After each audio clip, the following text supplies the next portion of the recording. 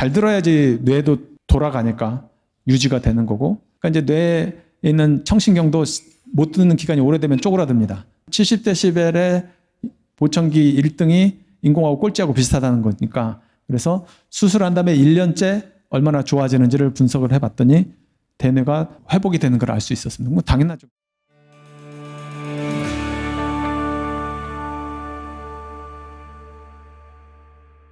작년 6월에 저희 병원에서 누적 수술이 2,000명을 이제 넘었었습니다. 그래서 이제 그때 이후로도 이제 여러 환자들에 대한 그 데이터를 분석을 해서 이제 발표를 했었습니다. 그 데이터에 대해서 잠깐 말씀을 드리는데, 이제 수술하는 원인 질환은 이제 여러 가지가 있겠죠. 돌발성 난청, 갑자기 청력이 떨어지는 건, 그다음에 교통사고가 생겨서 이제 외상이 때문에 수술하시는 분, 중이염 때문에 메니에르병, 청신경 종양 뭐 여러 가지 질환이 있을 수 있습니다. 그래서 이제 예를 들면 이분은 이제 20년부터 난층이었고, 이분 이제 하이프리퀀시 히어링 로스죠. 근데 이분 이제 5년 동안 보청기를 양쪽을 잘 사용하셨습니다. 근데 이제 이분이 나이가 드셔서 당뇨, 고혈압, 심장, 혈관, 뇌경색까지 있으셔가지고 이제 오른쪽이 조금 더 급격히 나빠지셔가지고 디스크리미네이션이 48%가 나왔어요. 왼쪽은 그나마 이제 보청기 사용하면 들으시고요.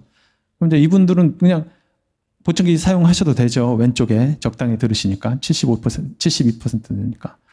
근데 이제 인공호흡 수술을 하게 되면 이 빨간 것가 이제 인공호흡 수술인데, 인공호흡의 장점은 하이 프리퀀시를 못 듣는 분들한테 하이 프리퀀시의 정보를 줄 수가 있습니다. 그러니까 이제 그게 장점이 되는 거죠. 왜냐하면 보청기로는 하이 프리퀀시는 못 주잖아요. 그렇기 때문에 디스크리미네이션, 그러니까 어음 인지도가 낮은 거죠. 왜냐하면 저주파수 소리만 넣을 수 있고 고주파수는 못 넣으니까, 이거는 근본적으로 소리의 반응을 못 들은 거니까. 그리고 우리가 말하는 자음은 하이 프리퀀시에 있고, 그러니까 여기는 줄 수가 없으니까 이 근본적으로 보청기를 아무리 사용을 해도 들을 수가 없는 사람이죠. 그러니까 이제 이분은 한쪽이 나빠지셔서 이제 그쪽을 수술해서 고주파수의 정보를 주게 되면 이쪽으로 말을 알아듣는 데는 굉장히 도움을 받을 수가 있겠죠. 그래서 인공호흡을 해서 한쪽을 인공호흡 하시고 왼쪽은 이제 보청기를 사용을 하시면 말을 알아듣는 거는 훨씬 더 급격하게 이제 좋아지는 거를 확인을 할 수가 있습니다. 그 다음에 이제 돌발성 난청도 마찬가지인데요. 이제 이분도 3년 전에 오른쪽을 돌발성 난청 수술 못 듣게 됐어요. 그러니까 하나도 못 듣게 되고, 이제 왼쪽은 또 생깁니다. 왼쪽도 생겨가지고 왼쪽도 돌발성 난청에서, 이건 왼쪽은 적당히 떨어지신 거예요. 근데 초기에는 이제 굉장히 많이 나빴었죠. 그래서 이제 하나도 못 들으시니까 3년 전에 돌발성 난청이 왔던 데를 이제 수술을 하신 겁니다. 그래서 이제 그쪽 수술을 하셔서, 수술한 지 일주일밖에 안 되는데 3년 전에부터 아무것도 못 듣던 분인데 76%를 듣게 되죠. 그다음에 수술 1년 지나면 88%. 그다음에 2년 때는 92%로 거의 정상하고 비슷하게 듣고 계십니다. 왼쪽은 이제 여전히 보청기를 사용하고 계시고요. 결국은 이제 인공호흡을 수술을 하면 고주파수에 문제 있는 분들은 정말 더 많은 도움을 더 많이 받을 수 있고, 이전에 아무리 못 듣던 분도 굉장히 잘 들을 수 있게 된다는 것이죠. 그다음에 이제 뭐 이 전 환자들처럼 이제 한쪽만 못 들어도 적당히는 사시죠. 그렇지만 생활하는 게 불편함은 있습니다. 그러니까 예를 들면 한쪽만 들으면 이제 여러 가지 못 듣는 쪽에서 말하는 사람이 듣고 싶은데 이제 그 말 들으려면 고개를 이렇게 움직여야 되고, 조금만 시끄러워도 못 듣죠. 한쪽을 못 듣게 되면. 그 다음에 방향성이 없어지죠. 왜냐면 한쪽만 들으니까 어디서 부르는지 모르고 그쪽으로만 들리고, 이제 못 듣는 쪽에 이명이 있는 분들도 많고. 그러니까 이제 결국은 이거를 다 해결하려면 잘 듣게 만들어줘야 되는데, 청력이 그쪽에 보청기가 효과가 없으면 잘 듣지를 못하니까 결국은 해결이 되질 않으니, 아까도 말씀드렸지만 이렇게 돌발성 난청이나 이런 분들은 신경은 다 살아있고 귀에 있는 유모세포만 망가졌기 때문에 이분들은 인공호흡 수술을 하시면 다 좋아지는 거죠. 그렇기 때문에 수술을 하면은 이제 굉장히 잘 들을 수 있다. 이런 거를 말씀을 드립니다. 중이염도 마찬가지로, 이제 중이염은 이제 좀 더 복잡한 게 그냥 수술만 하면 되는 게 아니라 이제 중이염 때문에 귀에 있는 염증을 다 없애야 되니까 중이염 없애는 수술을 동시에 해야 되는, 그렇기 때문에 좀 더 시간이 더 오래 걸리게 됩니다. 그래서 이제 수술하시면 다 도움이 되게 됩니다. 그래서 뭐 돌발성 난청 있는 분들을 다 되죠. 그러면 이제 인공호흡 수술이 꽤 좋으면, 그러면 적당히 나쁠 때도 그냥 해도 되겠네, 이제 이렇게 생각하시는 분이 있어요. 그래서 이제 제 환자 중에 양쪽에 이제 계속 돌발성 난청이 생기시는 선생님이신데, 이 선생님은 다른 병원에서 이제 인공 중위를 했는데 효과가 별로 없습니다. 왜냐하면 이제 70데시벨이라서 그때는 잘 모를 때 한 거고. 그다음에 이제 인공 중위에도 효과가 없으니까 이제 인공 와우를 원하셔서 이제 오른쪽을 수술을 하셨어요. 그래서 오른쪽을 굉장히 잘 듣게 됐는데, 들어보니까 보청기보다 인공 와우 거가 더 잘 들린다고 본인은 이제 우기셔가지고 보청기가 잘 작동해서 70%, 80%를 듣는데도 인공호흡 수술을 하시겠다고 저한테 계속 외래를 찾아오셨어요. 그래서 뭐 올 때마다 자기는 선생님이어서 잘 들어야 되니까 해야 된다고 우기셔서 결국 양쪽 다 비보험으로 하셨습니다. 뭐 해가지고 결국은 양쪽을 다 잘 듣고 지금은 최근에 한 걸 보니까 양쪽이 100%로 잘 들으시더라고요. 아까도 말씀드렸지만 70데시벨의 보청기 1등이 인공호흡 꼴찌하고 비슷하다는 거니까 이제 결국은 저희 병원에서 제가 이제 그냥 분석을 해보니까 50데시벨 환자에서 보청기 낀 거하고 결과가 평균이 비슷합니다. 그렇기 때문에 60데시벨에서도 더 좋을 경우가 있죠. 가능하면 보청기로 모든 걸 다 해결하는 게 이제 가장 좋은 방법이 되겠습니다. 그렇지만 이제 인공호흡도 발전이 되고 있기 때문에 경쟁은 하고 있다는 거죠. 그래서 이제 방금 말씀드린 것처럼 이제 수술하면 다 잘 듣는다. 근데 이제 그럼 다 잘 듣느냐?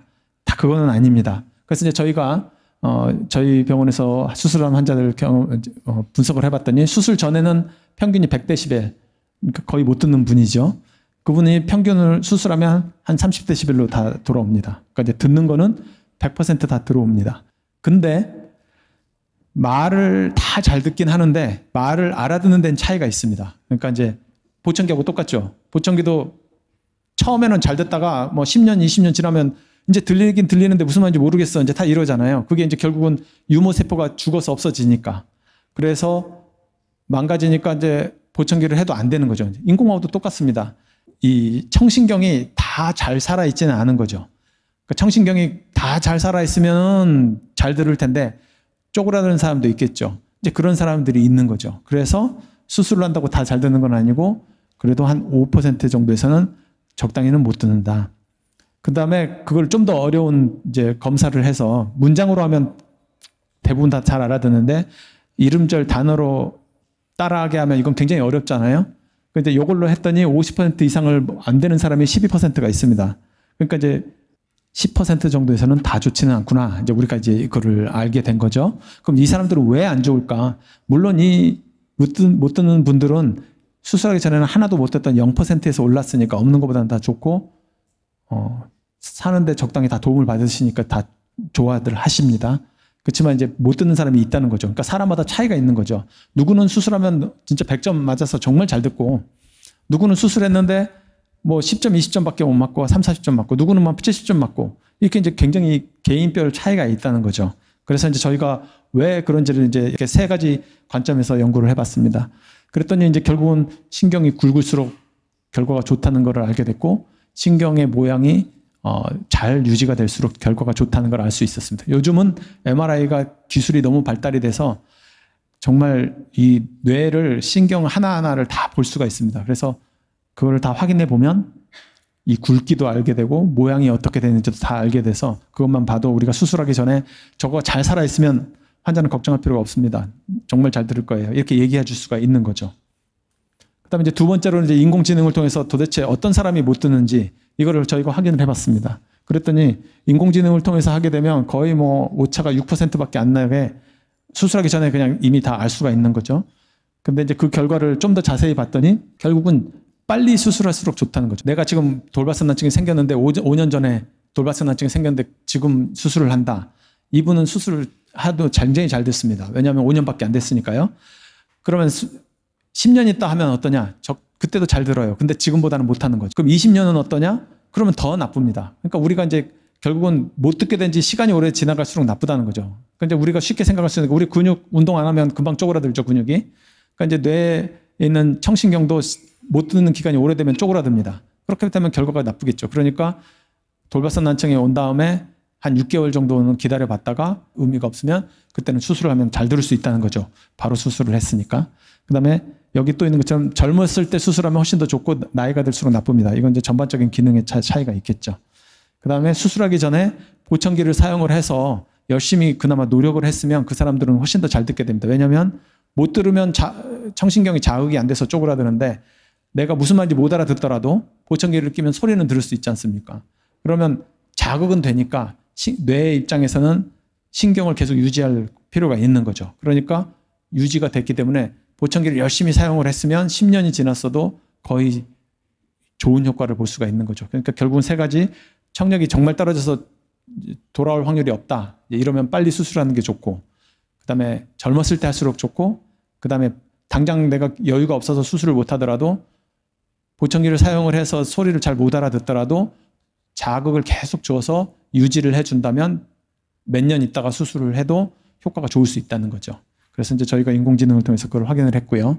그다음에 이제 대뇌는 어떻게 변화가 있을지 이제 저희가 또 연구를 했습니다. 그래서 결국 이제 아까 말씀드린 것처럼 잘 들어야지 뇌도 돌아가니까 유지가 되는 거고, 못 듣게 되면 쪼그라드는 거는 우리가 이제 상상을 할 수 있겠죠. 그래서 이제 저희가 MRI를 통해서 수술하기 전에 우리가 MRI를 다 찍습니다. 그래서 대뇌가 어떻게 바뀌었는지, 신경에 어떻게 문제가 있는지 그걸 확인을 해봤더니 여기 이제 파랗게 된 데가 이게 이제 다 쪼그라든 부위입니다. 근데 쪼그라진 부위 중에서 좀 더 하얗게 돼 있는 표시가 이제 굉장히 많이 쪼그라든 부위죠. 이 부위가 어떤 부위냐면 우리가 소리가 들어왔을 때 뇌에서 첫 번째로 듣는 중추가 청각중추라고 하는데 거기가 쪼그라들었습니다. 당연하죠. 원래 들어와서 자극을 줘야지 그나마 유지가 될 텐데 안 되니까 쪼그라드는 거죠. 못 듣게 되면 청신경도 쪼그라들고, 청신경을 통해서 처음으로 대뇌에 자극이 들어오는 청각피질도 쪼그라드는 건 당연하고, 그 다음에 그 듣는 중추에서 그거를 이해하는 중추로 연관되는 이해하는 중추도 쪼그라드는 걸 볼 수 있습니다. 그 다음에 좀 더 또 재미있는 거는 말하는 거와 입을 놀리는 감각과 운동신경을 자극하는 대뇌도 쪼그라든 걸 볼 수 있습니다. 안 들으니까 말을 안 하는 거죠. 그러니까 감각도 줄어들게 되고, 그래서 결국은 이런 모든 대뇌 피질도 쪼그라드는 걸 알 수가 있었던 거죠. 그 다음에 그러면 이제 대뇌가 한번 쪼그라들면 또 돌아오려면 한참 걸리지 않겠습니까? 그래서 어디가 쪼그라든 데가 효과가 없을지 봤더니 이 이해하는 중추, 이 빨간 데 있는 중추가 많이 쪼그라든 사람은 수술을 해도 적게 돌아온다는 걸 알 수가 있었습니다. 그래서 이제 결국은 대뇌가 소리에 자극이 있어야지 유지가 된다는 걸 우리가 이제 이해를 할 수 있는 거죠. 그러면 그 다음에는 이제 인지기능에 대해서 말씀을 드리면, 아까 말씀드린 것처럼 이제 못 들으면 인지기능도 떨어질 거라고 생각이 되고, 저희가 이제 환자들을 인지기능을 스크리닝 테스트를 해서 해봤더니 양쪽 다 난청이 있는 사람과 한쪽 있는 사람이 못 듣던 기간이 늘어날수록 인지기능이 떨어지는 걸 볼 수 있습니다. 그러니까 뭐 당연한 거죠. 근데 양쪽 있는 사람은 더 많이 떨어지고 한쪽은 적당히 듣는 분들은 덜 떨어지죠. 뭐 당연하겠죠. 그래서 이제 저희 병원에서는 이제 수술을 하러 오시는 분들한테는 요즘은 이제 워낙 MRI 기술도 너무 발달이 돼서요. 마치 이 컴퓨터 회로처럼 MRI를 찍으면 어디에서 어디로 연결이 되고 뭐 이런 걸 다 분석을 할 수가 있습니다. 이 뇌를. 그러니까 우리가 지금 단순히 보는 게 아니라 그 안에 이 신경 다발이 어디로 연결이 돼서 어떻게 가고 뭐 이것까지 다 이 MRI를 통해서 알 수가 있습니다. 이 과학 기술의 발전이 엄청나거든요. 이제 임상 연구로 수술하기 전에 MRI를 찍어서 어떻게 뇌에 어떻게 바뀌는지, 그다음에 신경이 어떤지 그거를 분석을 하게 되면 대뇌에서 아까 말씀드린 것처럼 듣는 데서 이해하는 거, 말하는 거 이게 어떻게 변화가 있는지를 알 수가 있고, 이제 그 변화가 어떻게 있는지를 저희가 연구를 하고 있습니다. 그다음에 이제 더 좋은 거는 요즘 이제 수술을 한 다음에 MRI를 찍을 수가 있습니다. 이제 과거에 한 3, 4년 전까지는 이제 인공호흡 수술을 하면 MRI를 찍는 데 있어서 3테슬라가 이제 최신 거고 1.5테슬라가 이제 과거 건데 1.5테슬라까지만 찍고 3테슬라는 못 찍는다 이제 이렇게 돼 있었거든요. 왜냐하면 이제 안에 마그넷이 삐져나오면서 이제 다시 재수술을 해야 되니까 이제 가능하면 안 하면 좋다는 거죠. 그래서 이제 이렇게 동요 메고 MRI를 찍었었죠. 근데 이제 요즘에 나온 기계는 MRI를 찍는데 전혀 문제가 없습니다. 왜냐하면 이제 그 안에 이 마그넷이 돌아서 밖으로 삐져나오지 않는 기술이 이제 개발이 됐기 때문에 마그넷 자체의 특성을 이제 바꾼 거죠. 그래서 지금 있는 기계는 MRI를 찍는데 문제가 없습니다. 왜냐하면 나이 드신 분들 이거 찍고 나면 MRI 찍는데 문제가 있다고 하면 항상 불편해 하시잖아요. 그래서 지금은 아무 문제가 없고 이제 수술을 하더라도 MRI를 자연스럽게 찍을 수 있다. 그러면 저희가 뭐를 할 수 있죠? 수술한 다음에 MRI를 찍어봐서 대뇌가 얼마나 다시 회복되는지를 볼 수 있겠죠. 그래서 이제 저희가 그 연구를 진행을 했습니다. 그래서 수술한 다음에 1년째 얼마나 좋아지는지를 분석을 해봤더니 대뇌가 회복이 되는 걸 알 수 있었습니다. 뭐 당연하죠. 그러니까 너무 당연한 건데 진짜 그런지는 이제 궁금하잖아요. 이제 진짜로 그렇다는 걸 저희가 확인을 했고, 그 위치가 또 말 알아듣는 중추는 이제 1년이 지난 다음에 회복이 된 걸 알 수 있었고요. 그 외에 이제 다른 데는 아직까지는 의미 있게 나오지 않았습니다. 왜냐하면 막 듣는 데는 이제 좋아지겠지만 그 주변까지 효과가 이제 나타나려면 좀 더 시간이 걸린다고 저희가 생각이 되고요. 그래서 이제 뭐 몇 년이 더 지난 다음에 이제 한번 MRI를 더 찍어보면 얼마나 좋아지는지 저희가 확인할 수가 있겠죠. 그래서 이제 요약을 하면 결국은 신경에만 문제가 없으면 이제 보청기가 효과가 없는 분들은 수술을 하면 다 들을 수 있다는 거죠. 그렇지만 그 듣는 결과는 좀 차이가 있다는 거죠. 빨리 치료를 하거나 문제가 있었을 때, 그다음 나이가 적었을 때, 그다음에 보청기를 잘 사용해서 청력을 계속 듣는 뇌를 자극을 해서 유지를 했던 사람은 정말 잘 들을 수 있고, 그렇지 않은 사람은 나쁜 게 아니라 그분들에 비해서 덜 들은다는 거죠. 왜냐하면 보청기로 효과가 없는 사람들한테는 이거는 굉장히 큰 도움이 되는 것이니까 원인 질환과 관계없이 대부분의 환자들은 다 효과를 얻을 수 있기 때문에 이제 주변 난청은 어떻게든 다 치료할 수 있다. 거의 대부분을. 이제 그렇게 내가 어디까지 치료할지는 경제력과 본인의 의지가 굉장히 중요하게 되겠습니다. 그래서 그런 문제를 알고 환자들한테 이제 얘기를 하면 좋을 것 같습니다. 그래서 결론은 난청이 왜 치매하고 어떤 연관이 있는지를 이제 오늘 아마 다 아셨으니까 궁금해하셨던 이제 난청인들한테 설명을 하실 수 있을 거로 생각이 되고요. 그 다음에 이 난청 때문에 이 인지기능이 떨어지는 거는 1, 2년 있다 생기는 게 아니다. 이게 적당한 난청, 나 적당히 듣는데 이런 분들은 10년 있다가 차이가 있는 것이고 많이 못 듣는 사람은 불과 몇 년만 있어도 차이가 있을 수 있고 그 다음에 보청기에 대한 이 잘못된 인식도 많이 바뀌어야 되고요. 이 수술을 통해서 정말 이렇게 좋은 효과가 있다는 것을 이제 많은 사람들이 알아야지 나 이거 있는 거 처음 들었다. 이제 이런 분들이 없어져야지 된다는 거죠. 왜냐하면 알고 안 하는 거하고 모르고 안 하는 거하고는 이제 차이가 많이 있으니까 이제 그런 면에서는 굉장히 이런 지식이 중요하지 않을까 생각이 됩니다. 결국은 이제 이 난청은 이 뇌를 자극을 하는 거고 100세가 될 때까지 뇌를 자극을 해서 이 뇌를 건강하게 유지하는 게 죽을 때까지 남의 도움을 안 받고 혼자 독립적으로 잘 생활할 수 있는 굉장히 중요한 능력을 키우는데 이 청력이 굉장히 중요한 역할을 한다는 것을 아시면 좋을 것 같고요. 자, 이상으로 제가 준비된 내용을 다 말씀드렸습니다. 경청해 주셔서 감사드립니다.